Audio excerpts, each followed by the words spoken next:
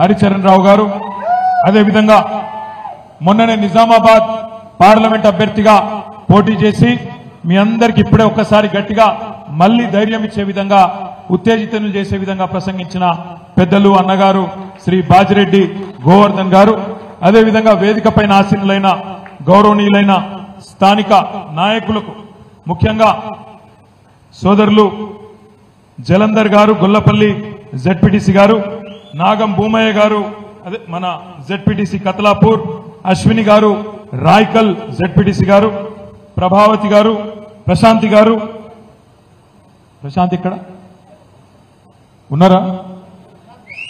జర పేర్లు చెప్పిన వాళ్ళందరూ నమస్కారాలు చెప్పుకోండి. తర్వాత అరుణ గారు ధర్మపురం నుంచి, రామ్మోహన్ రావు గారు మల్యాల, గౌరవనీయులు ముప్పాల రామచంద్రరావు గారు, నేను మన్నించాలి, ముప్పాల రామచంద్రరావు గారు జిల్లా డైరెక్టర్ గారు, సోదరుడు రాజా సుమన్ రావు గారు, అదేవిధంగా మల్యాల రామ్మోహన్ రావు గారు ఎక్కడ దండం పెట్టుకుంటారు, రామ్మోహన్ రావు గారు, అదేవిధంగా లక్ష్మి గారు జగిత్యాల అర్బన్ ఎంపీపీ గారు, మన వెల్గటూరు ఎంపీపీ లక్ష్మి గారు, సాయిరెడ్డి గారు మెట్పల్లి, తోట నారాయణ గారు కొరుట్ల, భీమేశ్వరి గారు సోదరి ఇబ్రహీంపట్నం, సరోజన గారు మల్లాపూర్, సంధ్యారాణి గారు రాయ్కల్, చిట్టిబాబు గారు ధర్మపురి, నక్కా శంకర్ గారు గొల్లపల్లి, అదేవిధంగా మైనారిటీ నాయకులు అమీన్ బాయ్ గారు, దేవేందర్ గారు, ఇంకా చాలా మంది పెద్దలు వేదిక మీద. నేను ఎవరెవల పేర్లు అయితే చెప్పలేదో ఏం చేయాలి, మీరు మనసులోనే తిట్టుకోండి, బయటికి తిట్టకండి.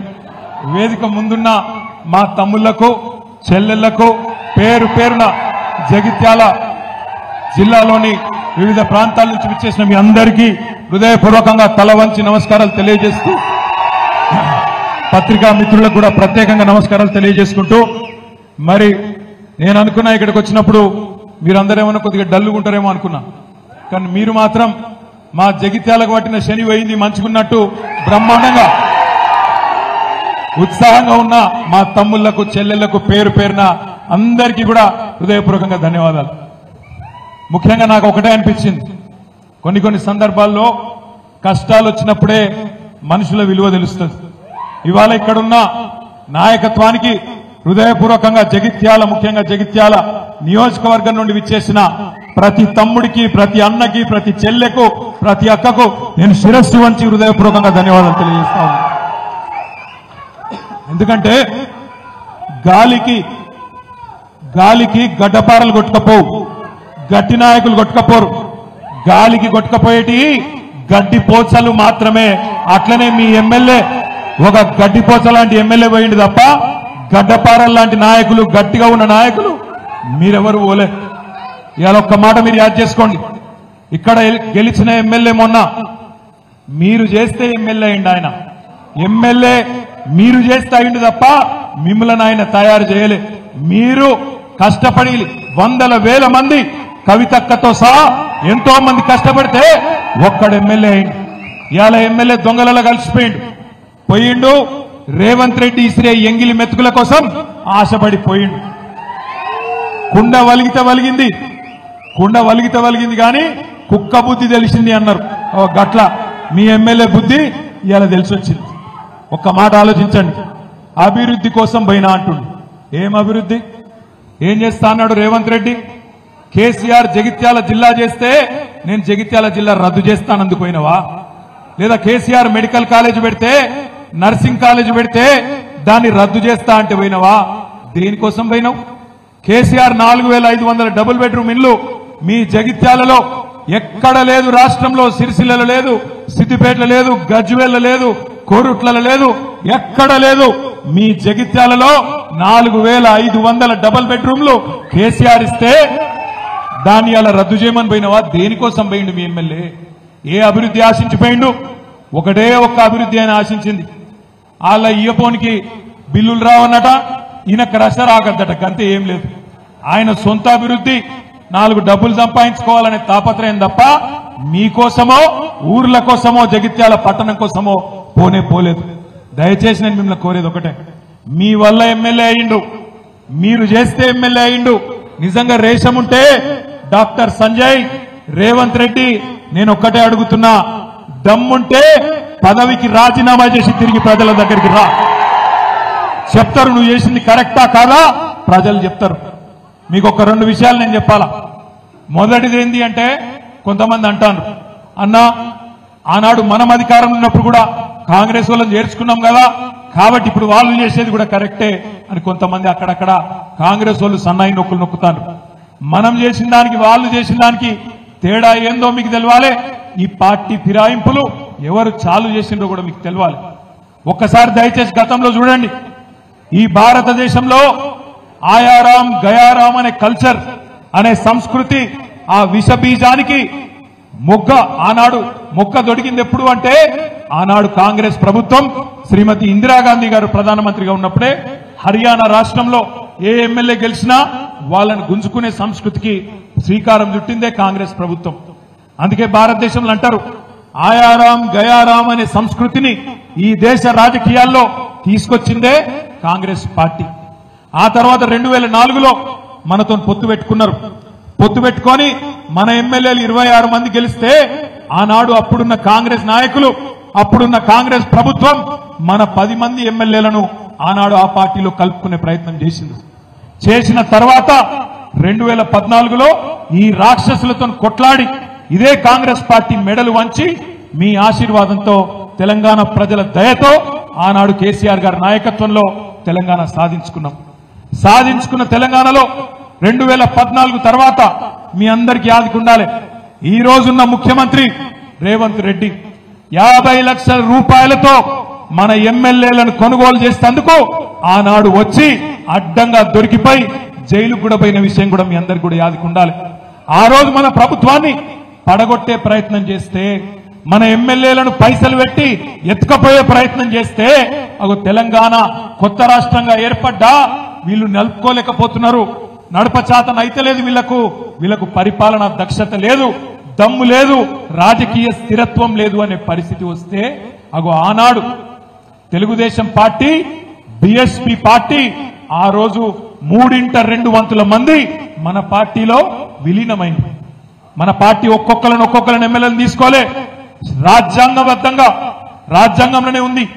ఏదన్నా ఒక శాసనసభ పక్షం 3/2 మంది కనుక వచ్చి ఇంకో పార్టీలో చేరితే అది రాజ్యాంగబద్ధమని చెప్పి చట్టబద్ధమని చెప్పి రాజ్యాంగంలో ఉంది. మనం ఎన్నడూ రాజ్యాంగాన్ని తుంగలదొక్కలేదు, చట్టాన్ని తుంగలదొక్కలేదు. బీఎస్పీ 2 ఎమ్మెల్యేలు గెలిస్తే వాళ్ళిద్దరు వచ్చి చేరిండ్రు. 15 మంది టీడీపీ ఎమ్మెల్యేలు గెలిస్తే 10 మంది వచ్చి చేరిండ్రు. కాంగ్రెస్ వాళ్ళు 18 మంది గెలిస్తే 12 మంది వచ్చి చేరిండ్రు. రాజ్యాంగబద్ధంగా 3/2 మంది శాసనసభ్యులు వచ్చి చేరిండ్రు తప్ప ఒక్కొక్కడు వచ్చి ఒక పార్టీలో గెలిచి ఇంకో పార్టీ కండువా కప్పుకోలే. కానీ ఈ రోజు నేను అడుగుతా ఉన్నా రేవంత్ రెడ్డిని, ఏమన్నాడు రేవంత్ రెడ్డి ఆనాడు కాంగ్రెస్ ఎమ్మెల్యేలు చేరుతున్నప్పుడు ఏం మాటలు మాట్లాడిండో ఒక్కసారి మీరు వినాలని చెప్పి ఈ టీవీ పెట్టిపించినాం. ఒక్కసారి వినండి, అది ప్లే చేయమని చెప్పి మా తమ్ముని కోరుతా ఉన్నా. ఈ వేదిక మీద నుంచి చెప్తున్నా, కాంగ్రెస్ పార్టీలో టికెట్లు పొంది గెలిచిన వాళ్ళు పార్టీ ఫిరాయిస్తే మా కార్యకర్తలకు విజ్ఞప్తి చేస్తున్నా, రాళ్లతో కొట్టి చంపండి, గ్రామ బహిష్కరణ చేయండి. మీ చెమట మీ రక్తాన్ని దారపోసి భుజాల మీద మోసి మీరు గెలిపించి శాసనసభకు పంపిస్తే ఈ సన్నాసులు ప్రలోభాలకి లొంగిపోయి పార్టీలు ఫిరాయిస్తున్నారు. నేను కాంగ్రెస్ పార్టీ కార్యకర్తలకు ఒకటే విజ్ఞప్తి చేస్తున్నా, ఎవడైతే మన పార్టీ హస్తం గుర్తు మీద గెలుస్తాడో రాజీనామా చేయకుండా పార్టీ మారితే రాళ్లతో కొట్టండి, రాళ్లతో కొట్టి చంపండి. గ్రామాలలో అప్పుడప్పుడు చూస్తుంటాం, పిచ్చి కుక్కలు ఊర్లో స్వైర విహారం చేసి ప్రజల్ని కరిస్తే తరిమి రాళ్లతో కొట్టేట్లయితే చంపుతారో, కాంగ్రెస్ పార్టీ బీ ఫామ్ మీద గెలిచి రాజీనామా చేయకుండా పార్టీ ఫిరాయించిన వాళ్ళను రాళ్లల్లో ఊర్లలోకి వస్తే రాళ్లతో కొట్టండి అని చెప్పి నేను కాంగ్రెస్ పార్టీ కార్యకర్తలకు విజ్ఞప్తి చేస్తున్నా. మరి ఇప్పుడు మనం ఆలోచించాలా, ఇప్పుడు రేవంత్ రెడ్డి చెప్పాలా ఎవరు పిచ్చి కుక్క, మరి ఎవలను రాళ్లతో కొట్టి చంపాలా? ఒక పార్టీ బీఫామ్ మీద గెలిచినోడు ఇంకో పార్టీలకు పోతే మీ చెమటతో మీ రక్తంతో మీరు గెలిపిస్తే గెలిచినోడు ఇంకో పార్టీలకు ఫిరాయిస్తే ముఖ్యమంత్రి రేవంత్ రెడ్డి చెప్పిండు, ఏమన్నాడు? రాళ్లతోని కొట్టి చంపమన్నాడు. నేను అంటలేను, నా మీద కేసు పెట్టగలరు, ఆయన పేపర్ వాళ్ళు ఉల్టాపుల్టా రాశారు. నేను అంటుంది ఏంటంటే రేవంత్ రెడ్డి చెప్పిండు, మరి ఇలా ఎవరిని కొట్టాలి రాళ్లతోని? రేవంత్ రెడ్డిని కొట్టన్నా? పిచ్చి కుక్కలేక ఎవరిని కొట్టాలి? లేకపోతే మీ ఎమ్మెల్యే సంజయ్ని కొట్టన్నా? ఎవరిని కొట్టాలి మరి? అందుకే అంటున్నా, ఎవరిని రాళ్లతోనో ఇంకోటి దాంతోనో కొట్టే అవసరం లేదు.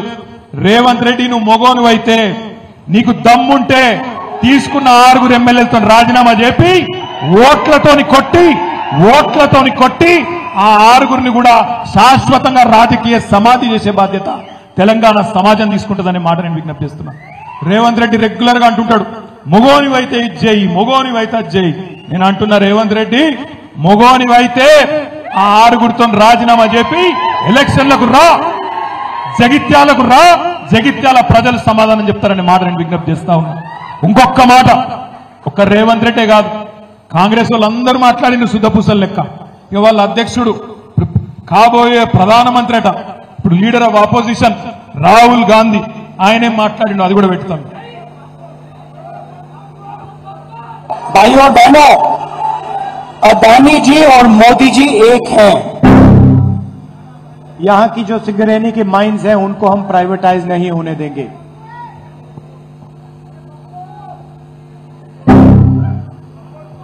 I don't think democracy has been as much at risk, the constitution has been as much at risk as it is today. भाइयों बहनों, ఆయన ఏం చెప్పిండంటే, రాహుల్ గాంధీ గారు, నెక్స్ట్ ఆ జీవన్ రెడ్డి సాబ్ కూడా పెట్టవాలి. రాహుల్ గాంధీ గారు చెప్పిండు, ఏం చెప్పిండు, ఒక పార్టీలో గెలిచి ఇంకో పార్టీలో ఫిరాయిస్తే, ఒక పార్టీలో గెలిచి ఇంకో పార్టీలో ఫిరాయిస్తే ఆటోమేటిక్ డిస్క్వాలిఫికేషన్ చేస్తా అని నరికిండు. రాహుల్ గాంధీ ఎక్కడనో కదా హైదరాబాద్ లో తుక్కుగూడల మీటింగ్ పెట్టి మేనిఫెస్టోలో పెట్టి, ఇప్పుడే రమణ యాద్ చేస్తుండు, మేనిఫెస్టోలో కూడా పెట్టిండు. మేనిఫెస్టోలో పెట్టుడే కాదు, దానికి ఒక అందమైన పేరు పెట్టిండు, న్యాయం అట, న్యాయం, పాంచ్ న్యాయ్ అని పేరు పెట్టిండు. ఆ పాంచ్ న్యాయాలు ఏమున్నది, ఎవడన్నా ఒక పార్టీలో గెలిచి ఇంకో పార్టీలో పోతే, దొంగలలో కలిస్తే వాడిని ఆటోమేటిక్ డిస్క్వాలిఫికేషన్ చేస్తా అని ఈ మొగోడే చెప్పిండు ఈ సిపాయి. ఇక దాని మీదకెళ్ళి పాపం మన జీవన్ రెడ్డి సాబ్ 2-3 రోజులు ఆగమాగమైంది. మళ్ళా కాంగ్రెస్ వాళ్ళు చదువుకుంటారు, మీకు ఎరికే, మాకు తెలుసు, మీకు తెలుసు, ఏదో మాట్లాడుకున్నారు, చదువుకున్నారు. కానీ జీవన్ రెడ్డి గారు సీదా రాహుల్ గాంధీని అడిగిండు అది పెట్టి. ఇలా స్వయంగా మన ఏసీసీ ఎన్నికల ప్రణాళిక ఏదైతే పాంచ్ న్యాయ్, ఏ పరిస్థితుల్లో ఏదైతే యాంటీ డిఫెక్షన్స్ ఎంకరేజ్ చేయకూడదు, గతంలో రాజీవ్ గాంధీ రూపొందించినటువంటి యాంటీ డిఫెక్షన్ లా ఏదైతుందో కొంత రూపభూషణంగా ఉన్నది, దాన్ని మరింత పటిష్టం చేసి ఇలా పార్టీ డిఫెక్షన్స్ ఏదైతుందో చెక్ పెట్టే విధంగా, ఎవరైతే సభ్యుడు పార్టీ మారినట్టయితే వారి సభ్యత్వం రద్దు చేయబడే విధంగా మేము చట్టాన్ని మార్పు చేయడం జరుగుతుందని చెప్పని ఇలా పాంచ్ న్యాయలో కాంగ్రెస్ పార్టీ ఎన్నికల ప్రణాళికలో పేర్కొందని చెప్పంటున్నాను. దానికి భిన్నంగా ఇవన్నీ జరుగుతుంటే నాకు రియల్లీ ఐ ఫెల్ట్, మీ మాటల్లో ఒక భావం, ఇలా స్వయంగా మన ఏసీసీ ఎన్నికల ప్రణాళిక ఏదైతే పాంచ్ న్యాయ్, ఏ పరిస్థితుల్లో ఏదైతే యాంటీ డిఫెక్షన్స్ ఎంకరేజ్ చేయకూడదు. జీవన్ రెడ్డి సాబ్ చెప్పింది విన్నారా, ఒక పార్టీలో గెలిచినోడు ఇంకో పార్టీలో మారద్దు అని మేమే పెట్టినాం మేనిఫెస్టోలా, మరి ఇప్పుడు సిగ్గు తప్పి మళ్ళీ వాడిని చేర్చుకుంటున్నారు ఎట్లా అని జీవన్ రెడ్డి గారు కూడా పాపం ఆక్రోశం వెళ్ళగక్కింది. అందుకే నేను అంటున్నా, మరి జీవన్ రెడ్డి గారు చెప్తున్నాడు, రేవంత్ రెడ్డి గారు చెప్పిండు, రాళ్లతో కట్టండి, పిచ్చి కుక్కను కొట్టినట్టు కొట్టండి అని చెప్పిండు. ఇక జగిత్యాల ప్రజలు నిర్ణయం తీసుకోవాలి, ఏం చేయాలా, రేవంత్ రెడ్డి గారు చెప్పినట్టు చేయాలనా, లేదా ఓట్లకు మళ్ళీ అడిగేతందుకొస్తే ఉరికిచ్చి కొట్టాలనా, దయచేసి ఆలోచించమని చెప్పి నేను కోరుతా ఉన్నా. ఎందుకు జరుగుతున్నాయి ఇవన్నీ, ఎందుకు జరుగుతున్నాయంటే ఒకటే ఒక కారణంతో జరుగుతున్నాయి. ఎందుకంటే కాంగ్రెస్ వాళ్ళు నోటికొచ్చిన మాటలు చెప్పిండ్రు, నోటికొచ్చిన హామీలు ఇచ్చిండ్రు, మీకు తెలుసు, ఎన్ని నరికినరో మీకు తెలుసు. డిసెంబర్ 8 నాడు అప్పటిదాకా ఉరుకుని బ్యాంకులకు 2 లక్షల లోన్లు తెచ్చుకోండి, నేను వెంటనే సంతకం పెడతా, డిసెంబర్ 9 నాడు రుణమాఫీ చేస్తా అన్నాడు. 7 నెలలాయే, ఇప్పటిదాకా ఏమీ లేదు, అతి లేదు, గతి లేదు. రోజొక్క తారీఖు చెప్తున్నారు, టైం పాస్ చేస్తున్నారు. ముసలోళ్ళకి కేసీఆర్ 2000 ఇస్తుండు, నేను 4000 ఇస్తా. కేసీఆర్ ముసలమ్మకో ముసలయ్యకో ఇద్దరు ఒకరికే ఇస్తుండు, ఇద్దరికి ఇస్తా. నువ్వు ఆగురా రాజశేఖర్, అతను ఆగు, మావాడు ఆగుతలేడు. అయితే ఇన్ని మాటలు చెప్పిండు, అవన్నీ వినిపిద్దాం, ఆగు, వినిపిద్దాం. ఇంకేం చెప్పిండు, ఆడబిడ్డలందరికీ నెలకు 2500 ఇస్తా, కింటాల్కు 500 రూపాయల బోనస్ ఇస్తా. ఇంకా నోటికొచ్చిన మాటలు, బీసీలకు 42% రిజర్వేషన్ ఇస్తా, రాబోయే 5 ఏళ్లలో 1,00,000 కోట్లు ఖర్చు పెడతా, మైనారిటీలకు ఒక 20,000 కోట్లు ఖర్చు పెడతా. నోటికొచ్చిన హామీలు, నోటికొచ్చిన మాటలు 420 హామీలు, ఒకటి కాదు రెండు కాదు 420 హామీలు ఇచ్చి గద్దెల కూర్చున్నాడు రేవంత్ రెడ్డి కాంగ్రెస్ ప్రభుత్వం. మరి ప్రజలు అడుగుతారు కదా, ఏమయ్యా రేవంత్ రెడ్డి ఏం సంగతి అని అడుగుతారు. అందుకే భయపడి ఏం చేస్తున్నాడు, ఎక్కడ కాంగ్రెస్ ఎమ్మెల్యేలలో కూడా ముసలం ముడుతుందో, ఎక్కడ ప్రజల ఒత్తిడికి తట్టుకోలేక కాంగ్రెస్ వాళ్ళు బేజారైతారో, అందుకే కొంతమంది ఎమ్మెల్యేలను కొనుక్కొని అక్కడ కొన్ని పైసలు వారేసి కొనుక్కొని కూర్చోబెట్టుకుంటే బొమ్మలోలే మీ సంజయ్ ఓలే బొమ్మలోలే కూర్చుంటారని చెప్పి ఆయన ఆలోచన.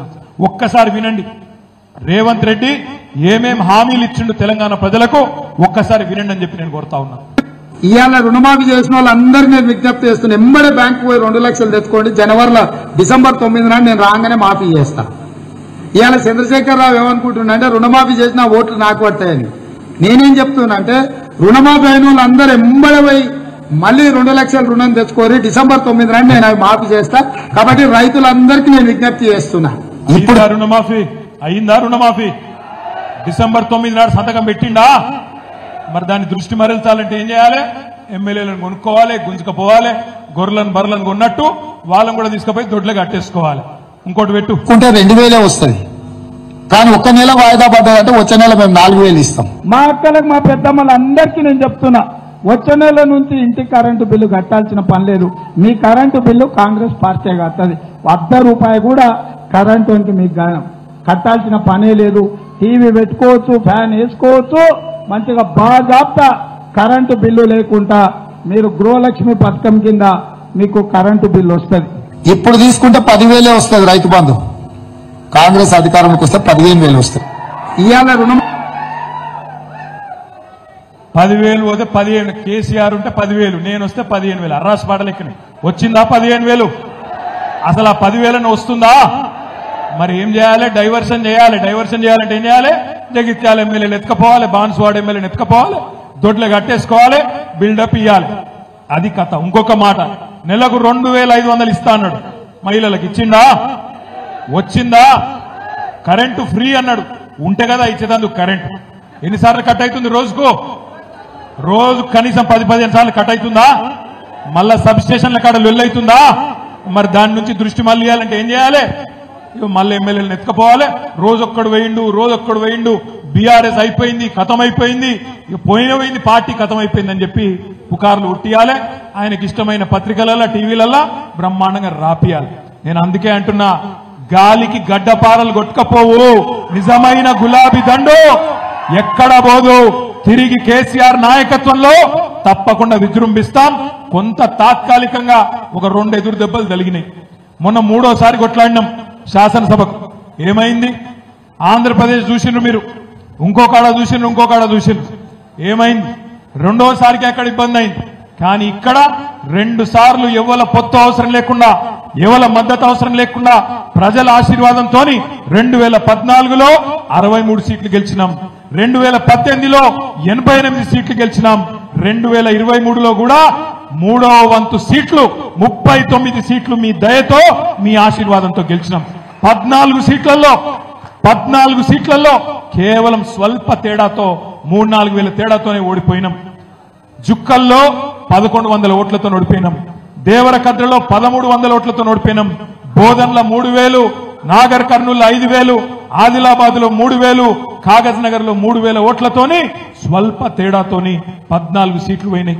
లేకపోతే 3వసారి కూడా మళ్ళా ముచ్చటగా కేసీఆర్ గారే ముఖ్యమంత్రి ఉంటుండే. సరే, ఇక పార్లమెంట్ ఎన్నికల కాడికి వచ్చే వరకు ఏం జరిగిందో మీకు ఎరికే.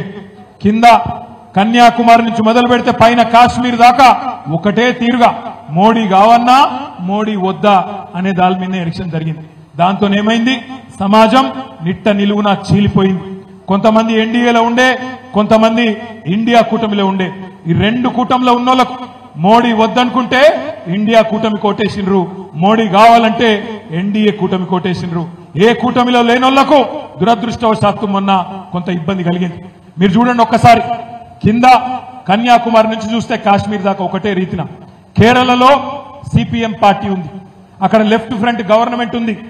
సిపిఎం పార్టీ కేరళలో ఏ కూటమిలో లేదు, ఇటు ఇండియాలో లేదు, అటు ఎన్డీఏలో లేదు, స్వతంత్రంగా మన లెక్కనే పోటీ చేసింది. ఏమైంది? 20 సీట్లలో ఒకటే సీట్ వచ్చింది. అధికార పార్టీ అయినా ప్రభుత్వం ఉన్నా ఒకటే ఒక్క సీట్ వచ్చింది. అదే సిపిఎం పార్టీ పక్కనే ఉండే తమిళనాడులో కూటమిలో చేరింది, ఇండియా కూటమిలో చేరింది. చేరితే అక్కడేమైంది? 2 సీట్లు వచ్చినాయి సిపిఎం పార్టీకి. పక్కకొస్తే జగన్మోహన్ రెడ్డి గారు ఆంధ్రప్రదేశ్ లో ఆయన కూడా ఏ కూటమిలో లేకుండే ఆయన కూడా ఓడిపోయింది. ఇక్కడికి వస్తే తెలంగాణలో మనం కూడా ఓడిపోయినాం. కొద్దిగా పక్కకు పోతే ఒరిస్సా, అక్కడ బిజు జనతాదళ్ 5 సార్లు ప్రభుత్వం ఏర్పాటు చేసిన నవీన్ పట్నాయక్ గారు ప్రభుత్వంలో ఉండి ముఖ్యమంత్రిగా కొట్లాడిన ఎన్నికలు, ఆయనకు కూడా ఒకటే ఒక్క పార్లమెంట్ సీట్ వచ్చింది. కొద్దిగా పైకి పోతే ఉత్తరప్రదేశ్, అక్కడ బహుజన్ సమాజ్ పార్టీ కూడా ఇండియా కూటమిలో లేదు, ఎన్డీఏ కూటమిలో లేదు, స్వతంత్రంగా పోటీ చేస్తే వాళ్ళకు కూడా ఒక్క సీట్ కూడా రాలే. కొద్దిగా పక్కకు పోతే పంజాబ్ లా అకాలీదళ్ కూడా ఏ కూటమిలో లేకుండే వాళ్ళకు కూడా ఒక సీటు కూడా రాలే. ఎందుకు చెప్తున్నా ఇదంతా అంటే, ఈ దేశంలో ఎన్నో బలమైన పార్టీలు, అకాలీదళ్ గాని, బీఎస్పీ గాని, బీజేడీ గాని, సిపిఎం గాని, వైఎస్ఆర్సీపీ గాని, వాళ్లతో పాటే మనకు కూడా మొన్న ఎదురు దెబ్బ తగిలింది తప్ప ఒక్క మన పార్టీకే ఏదో జరగకూడదు జరిగిందనేది ఏమీ లేదు. కానీ ప్రజలు ఇప్పటికే ఒక్కొక్కటిగా అర్థం చేసుకుంటా ఉన్నారు. మీరు చూస్తున్నారు, మన పిల్లలు, నిరుద్యోగులు ఎవరైతే నమ్మినరో కాంగ్రెస్ పార్టీ మాట, రాహుల్ గాంధీ స్వయంగా వచ్చి అశోక్ నగర్ హైదరాబాద్ లో ఎక్కడైతే కోచింగ్ సెంటర్లు ఉంటాయో అక్కడికి పోయి బ్రహ్మాండమైన స్పీచ్ ఇచ్చిండు. కేసీఆర్ ఉద్యోగాలు ఇవ్వలేదని అబద్ధం చెప్పిండు. 1,60,000 ఉద్యోగాలు నింపిన ప్రభుత్వాన్ని బదనాం చేసిండు. ఇంకొక 40,000 ఉద్యోగాలు ప్రాసెస్ లో ఉంటే అవేవి జరగలేదంటే అబద్దాలు చెప్పి పిల్లలకు తీయటి పుల్లటి మాటలు చెప్పిండు. 2 లక్షల ఉద్యోగాలు ఇస్తాం మొదటి సంవత్సరంలో అన్నాడు. మరి ఇప్పుడు పిల్లలు రోడ్డు ఎక్కిండ్రు ఆల్రెడీ. ఉస్మానియా యూనివర్సిటీలో, ఇతర యూనివర్సిటీలలో ఇప్పటికే ఆందోళనలు చాలు అయినాయి. గాంధీ హాస్పిటల్లో ఒక తమ్ముడు, మోతీలాల్ నాయక్ అనే ఒక తమ్ముడు నిరాహార దీక్ష చేస్తుంటే నిన్న ఒక కాంగ్రెస్ ఎమ్మెల్సీ పోతే తన్ని అక్కడికి వెళ్లి ఉరికిచ్చిండ్రు, ఎలగొట్టిండ్రు. అంటే కాంగ్రెస్ కు ఇప్పటికే ప్రజల్లో ఉల్టా స్టార్ట్ అయింది. ఉద్యోగాల విషయంలో మోసం అర్థమైంది, రైతు భరోసా విషయంలో మోసం అర్థమైంది, రుణమాఫీ విషయంలో మోసం అర్థమైంది, మహిళలకు పైసలు ఇయ్యరని అర్థమైంది, కరెంటు రాదని అర్థమైంది, ఎరువులు విత్తనాలు దొరకాయని అర్థమవుతున్నాయి, చెరువులు ఎండుతున్నాయి, కండ్ల ముంగట్నే కనబడుతున్నది, పట్టణాభివృద్ధి ఆగిపోయింది, కండ్ల ముంగట్నే కనబడతా ఉన్నది. కానీ నాయకులు మాత్రం డైలాగులు కొడుతున్నారు. మీ ఎమ్మెల్యే సంజయ్ లాంటి నాయకులు డైలాగులు కొడుతున్నారు. అభివృద్ధి కోసం పోయినాం. ఏం అభివృద్ధి జరిగింది 6 నెలల్లో? ఒక్క విషయం చూపెడతావా కొత్తగా జరిగింది? ఏదీ లేదు. పెట్టుబడులు ఆగిపోయినాయి, రైతుల జీవితాలు అస్తవ్యస్తమవుతున్నాయి. అందుకే నేను అంటున్నా, రైతులు, ప్రజలు, మహిళలు, యువకులు అందరూ మెల్లమెల్లగా ఏం జరిగింది అర్థం చేసుకుంటున్నారు, జరిగిన మోసం గ్రహిస్తున్నారు. అందుకే రేపటి రోజున తప్పకుండా స్థానిక సంస్థల్లో గాని రాబోయే రోజుల్లో శాసనసభ ఎన్నికలు ఎప్పుడు జరిగినా బ్రహ్మాండంగా మల్లా ఎగిరేది గులాబీ జెండానే అనే మాట నేను విజ్ఞప్తి చేస్తా ఉన్నా. మనం భయపడవలసిన అవసరం లేదు. కేసీఆర్ గారు లాంటి నాయకుడు మనకు అండగా ఉన్నాడు. 10 ఏళ్లు మనం చేసిన పనులు ప్రజల కళ్ళ ముంగట్నే ఉన్నాయి. తీసేస్తే, చెరిపేస్తే చెరిగిపోతుందా చరిత్ర? జగిత్యాల జిల్లా చేసింది ఎవరు అని ఎవరిని అడిగినా ఏం చెప్తారు? ఎవరు? వినబడతలేదు. తెలంగాణ తెచ్చింది ఎవరు? జగిత్యాలలో మెడికల్ కాలేజ్ పెట్టింది ఎవరు? జగిత్యాల కలెక్టర్ని తెచ్చి కూర్చోబెట్టింది ఎవరు? జగిత్యాలలో ఎస్పీని తెచ్చి కూర్చోబెట్టింది ఎవరు? జగిత్యాలలో ఈ అవులగాన్ని ఎమ్మెల్యే చేసింది ఎవరు? గదే అంటున్నా. మరి ఇవన్నీ చెరిపేస్తే జరిగిపోవు. ఏ అవులగాడు ఏం మాట్లాడినా ప్రజల దగ్గరకు వస్తే అన్ని విషయాలు బయటికి వస్తాయి. అందుకే నేను అంటున్నా, మనం ఎవరో గురించి ఒక్కడు పోయిందని భయపడే అవసరం లేదు. మీ అందరున్నారు, మనకు ప్రజల ఆశీర్వాదం ఉంది. తప్పకుండా ముమ్మాటికి నేను చెప్తా ఉన్నా, ఎంగిలి మెతుకుల కోసం ఆశపడే కొంతమంది హౌలగాళ్ళు పోతే పోయిండొచ్చు, బాధపడే అవసరం లేదు. తప్పకుండా మీరు, మేము అందరం కలిసి ప్రజల దగ్గరికి పోదాం, ప్రజలనే తీర్పు ఇమ్మందాం. రేపు జగిత్యాలలో కూడా 100% నేను చెప్తా ఉన్నా, ఒక్కొక్క ఉద్యమకారుడు ఎవరైతే మీ ఎమ్మెల్యే గారి చేతిలో ఇబ్బందులు పడ్డాడో, నేను విద్యాసాగర్ రావు గారిని కోరుతా ఉన్నా. విద్యాసాగర్ రావు గారు మీ జిల్లా అధ్యక్షుడు, ఎల్ రమణ గారు మీ జగిత్యాల ముద్దు బిడ్డ, ఆయన ఎమ్మెల్సీగా ఉన్నారు. ఇద్దరిని కూడా నేను కోరుతా ఉన్నా, దయచేసి జగిత్యాల జిల్లా పార్టీ ఆఫీసులో వారానికి 5 రోజులు ఇక్కడి కార్యకర్తలకు అండగా ఉండండి. పిలిస్తే మీ జెడ్పీ చైర్మన్ ఉన్నది, వసంత ఇక్కడనే ఉంటది, విద్యాసాగర్ రావు అంకులు ఉంటారు, రమణన్ ఉంటాడు, రాయేశం గౌడ్ గారు ఉంటారు. ఎప్పుడు పిలిస్తే అప్పుడు మీ కోరుట్ల ఎమ్మెల్యే గారు నేను వెంటనే ఉరికొస్తామనే మాట కూడా విజ్ఞప్తి చేస్తా ఉన్నాం. మీకు మేమందరం అండగా ఉంటాం. సమస్యలు ఏమన్నా ఉంటే శాసన మండలిలో గొంతు విప్పడానికి రమణన్ ఉన్నాడు, జిల్లా పరిషత్ లో గర్జించడానికి మీ చైర్మన్ ఉన్నది, శాసనసభలో మీ తరపున గొంతు విప్పడానికి మరి కోరుట్ల ఎమ్మెల్యే సంజయ్ గారు ఉన్నారు. నేను మీ అందరినీ కోరేది ఒకటే, ఎవ్వరు కూడా భయపడవలసిన అవసరం కానీ బాధపడవలసిన అవసరం కానీ లేదు. ఒక్క 2 నెలలనే మీకే అర్థమవుతుంది. ఒక్కటంటే ఒక్క ఎంపీటీసీ టికెట్ కూడా కాంగ్రెస్ పార్టీలో ఈ దొంగకు జీవన్ రెడ్డి ఇయ్యనియాడు. ఒక్క ఎంపీటీసీ టికెట్ కూడా, ఒక్క బీఫామ్ కూడా ఇయ్యనియాడు. ఈ బల కొడతాడు, నాకు తెలుసు జీవన్ రెడ్డి సంగతి. ఈయన బతకని కూడా బతకనియాడు. ఈయన కేవలం ఆ క్రషర్ కాడ కూర్చొని కంకరేరుకుంటా ఉండాల్సిందే తప్ప ఈయన తను అయ్యేది లేదు, పోయేది లేదు. వాళ్ళ వియ్యంకుని తీసుకొచ్చి కాంట్రాక్ట్లు చేసుకోవాలి, పైసలు ఏరుకోవాలి, పైసలు లెక్క పెట్టుకోవాలి, క్రషర్ కాడ పోయి కంకర చూసుకొని సంతోషపడు తప్ప అయ్యేది లేదు, పోయేది లేదు. కాంగ్రెస్ పార్టీలో ఈయనకు భవిష్యత్తు కూడా లేదు. పెద్దలు ఎప్పుడొక్కటి చెప్తారు, రాజకీయాల్లో హత్యలు ఉండవు, ఆత్మహత్యలే ఉంటాయి. మీ జగిత్యాల ఎమ్మెల్యే ఆత్మహత్య చేసుకున్నాడు, బాయిల దుంకిడు బండ కట్టుకొని. ఆయన జావని మనం ధైర్యంగా నిలబడదాం. లోకల్ బాడీ ఎన్నికల్లో మీ కండగా మేమందరం ఉంటాం.